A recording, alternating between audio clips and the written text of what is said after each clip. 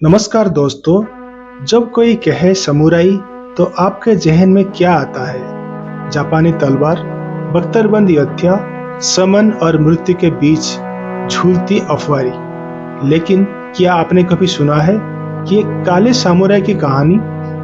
एक ऐसा योद्धा जो अफ्रीका से आया, जापान की धरती पर कदम रखा और वहां की सबसे महान सेनाओं में शामिल हो गया। यही है ये कहानी योसुके की।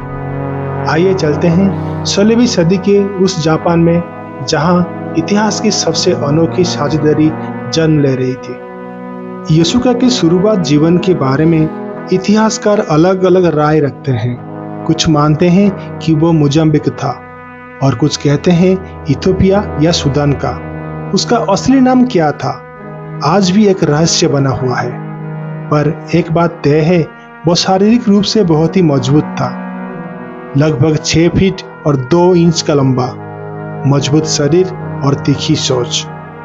योसुके 1579 में एक जेsuit मिशनरी अलेक्जेंडर बेलगाम के साथ जापान आया। उस समय जापान में विदेशी लोग बहुत रेयर थे और अफ्रीका तो बिल्कुल अनजाने।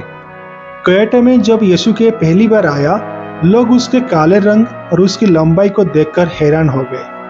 कुछ लोग ने तो उसका त्वचा को रगड़ कर देखा, सोच रहे थे कि शायद एक काला रंग पेंट किया गया हो। फिर योसुके को ले जाया गया खुद जापान के सबसे प्रभावशाली सम्राट के पास, ओडा नोबुनागा। नोबुनागा एक प्रोग्रेसिव और विजनरी लीडर था। उसने योसुके के साथ बात की, उसके स्ट्रेंथ और इंटेलिजेंस से प्रभावित हुआ और तब उसने एक फैसला किया जो इतिहास में लिखा गया। नोबुनागा ने योसुके को सिर्फ एक बॉडीगार्ड नहीं बनाया, उसने उसे समुराई बनने का दर्जा दिया। एक ऐसा सम्मान जो बहुत ही कम लोगों को मिलता है और विदेशी को तो बिल्कुल ही नहीं। उसे कटाना दिया गया, जिसको जापानी तलवार बोलते हैं, एक जमीन का टुकड़ा, एक घोड़ा, और उसे खुद नोबुनागा के पर्सनल बॉडीगार्ड की यूनिट में शामिल कर लिया गया। उसने जापानी बोली सीखी, उनकी रीति रिवाज को अपनाया और धीरे धीरे वो जापान की सभ्यता का हिस्सा बन गया। योसुके पहली विदेशी समुराई बना और शायद पहली अफ्रीकन समुराई भी। 1582 में नोबुनागा की बढ़ती ताकत से दुश्मन चिंतित हो गए। उसके अपने सेनापति अकिची मित्सुई ने उस पर विश्वासघात किया। होनोजी मंदिर में जब नोबुनागा ने अपने आप को जला दिया, योसुके वहां था अंतिम समय तक। उसने नोबुनागा के बेटे का रक्षा की, तलवार से दुश्मनों का सामना किया, लेकिन अंतिम में पकड़ा गया। मित्सुई ने उसे मारने से मना कर दिया। उसने कहा वो जापानीज नहीं है, उसकी इस युद्ध में कोई लेना देना नहीं है, और इसी प्रकार योसुके की जान बच गई। लेकिन उसका समुराई जीवन वहीं खत्म हो गया। इसके बाद योसुके का क्या हुआ? इतिहास चुप हो गया।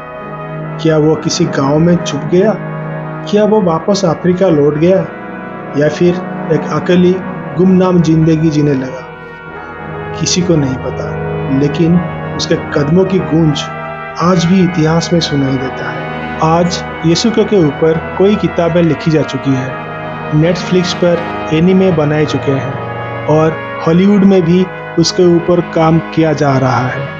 योसुके सिर्फ एक योद्धा नहीं था, वो एक सिंबल था एक नई सोच का। उसने दिखाया कि रंग, जाति और जन्म ये सब किसी की किस्मत का फैसला नहीं करते। वो एक अफ्रीकन था, लेकिन उसने जापान में सम्मान और विरासत छोड़ी, एक समुराई के रूप में। योसुके की ये कहानी सिर्फ एक पुरानी याद नहीं है, वो आज के युग के लिए एक प्रेरणा है कि जब इरादे मजबूत हो तो दुनिया की कोई सीमा किसी सपने को रोक नहीं सकती। योसुके एक अफ्रीकन समुराई जिसने इतिहास लिखा, तलवार से नहीं, अपनी सोच से। अगर आपको ये कहानी प्रेरणा देने वाली लगी हो तो वीडियो को लाइक करें, शेयर करें और कमेंट में लिखें कि आपने पहले योसुके के नाम सुना था। और ऐसे ही असली, सच और अनोखी कहानी के लिए हमारे चैनल को सब्सक्राइब करना ना भूलें। मैं फिर मिलूंगा और एक ऐतिहासिक यात्रा के साथ। तब तक अपने अंदर की योद्धा को मत भूलिए। जय हिंद।